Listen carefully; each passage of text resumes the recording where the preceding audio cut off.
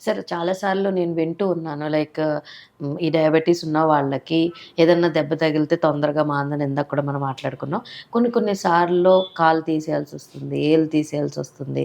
Effect అయిన area వరకు మనం రిమూవ్ చేసేయాల్సొస్తుంది అని చెప్పి నేను చాలా సార్లు వినున్నా. అవును. ఇలా ఎందుకు జరుగుద్ది సార్? Why it happens? ఎందుకు మనం క్యూర్ చేయలేమా? అది స్ప్రెడ్ అయిపోతదనా? ఏంటి అంటే what you will say?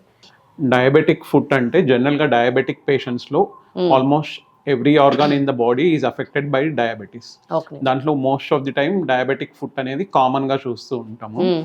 Diabetic పేషెంట్స్‌లో ఏంటంటే పెరిఫెరల్ న్యూరోపతి అనేది వస్తుంది. Okay. It includes sensory neuropathy, motor neuropathy, autonomic neuropathy. హ్మ్. సో మోటార్ న్యూరోపతి అంటే ఏంటంటే కాల్లో ఉన్న ఫుట్ బోన్స్ డిఫార్మ్ అవుతాయి. ఓకే. దానివల్ల ప్రెషర్ పాయింట్స్ అవన్నీ కూడా వచ్చి ఒకే ఏరియాలో ఎక్కువసేపు ప్రెషర్ పడడం వల్ల హ్మ్. అక్కడ పుండ్లు ఏర్పడతాయి.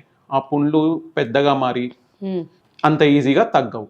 అదే. అండ్ సెన్సరీ న్యూరోపతి అంటే loss of protective sensation because of the nerve damage. హ్మ్. అంటే వాళ్ళకి హీట్, కోల్డ్ ఇట్లాంటి సెన్సేషన్, పెయిన్ సెన్సేషన్ ఇవన్నీ కూడా తగ్గిపోతాయి. హ్మ్. అందుకని చెప్పులు లేకుండా నడవడము అండ్ చెప్పులు ఈజీగా జారిపోవడము కాళ్ళల్లో నుంచి ఓకే. అండ్ ఈజీగా దెబ్బలు తగలడము ఇట్లాంటివి అవుతాయి.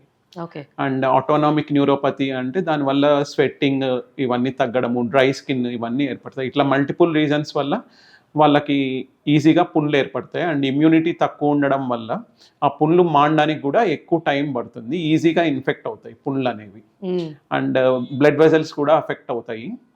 సో బ్లడ్ వెజల్స్‌లో బ్లడ్ ఫ్లో తగ్గడం వల్ల పుండు మానడానికి కావాల్సిన సఫిషియంట్ బ్లడ్ ఫ్లో ఉండదు. Most of the patients, diabetic patients ఇంతకుముందే నేను చెప్పినట్టు వాళ్ళకి పెయిన్ సెన్సిటివిటీ అనేది తక్కువ ఉంటుంది. హ్మ్. సో జనరల్‌గా పెయిన్ ఈజీగా తెలిసే వాళ్ళకి చిన్న పుండున్న నొప్పితో వెంటనే వచ్చి చూయించుకుంటారు. హ్మ్. డయాబెటిక్ పేషెంట్స్ ఏంటంటే పుండు పెయిన్ ఉండకపోవడం వల్ల నెగ్లెక్ట్ చేస్తూ ఉంటారు. ఓకే. ఏం నొప్పి ఆ లేదు కదా అని. పుండుతోటి అట్లనే కంటిన్యూ అవుతుంటారు. హ్మ్. డ్రెస్సింగ్స్ చేసుకోరు. హ్మ్. డాక్టర్‌కి చూయించుకోరు.